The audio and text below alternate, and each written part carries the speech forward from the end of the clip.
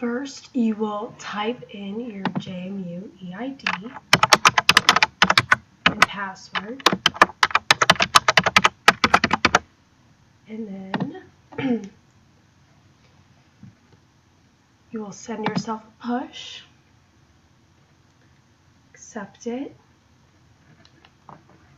and then once you're on the main page, if you want to search classes or put them in your shopping cart, you first go to Student, and then you'll see this little line right here. It's a Student Center. You're going to click on that.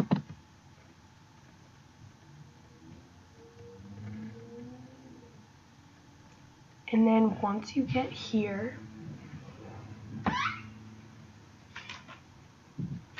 you are going to need to click Enrollment Shopping Cart. Say I want to look up classes for spring semester. I click that.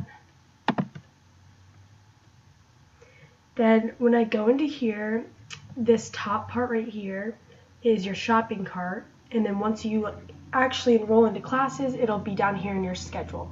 So if I want to search class, you can click Class Search and then press the search bar and say I wanted to look up educational media.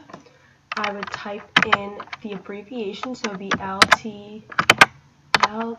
LTLE, and because I don't know what classes I want to take yet, I don't have to put, usually you could put a class course number here, or if you don't know which ones they are, you can just leave it blank, and then you would scroll down to the bottom, click search, and then here you can see all the open classes that you can select, or if there's any. It doesn't look like there's any closed ones, but it would usually say closed in the status. Or if you know which class you want, you can modify the search and say I wanted to take this class. So it would be 378 is the number, I believe. And you'd click enter. And so Web Design for Learning would show up, and this is where you can select. You can go next. And then it would be in your shopping cart, which is right here. And then when you go into enroll, whenever your enrollment appointment is, you'd click this, and then you'd click enroll. And then finish enrolling. So usually you'd probably be enrolled if you had a valid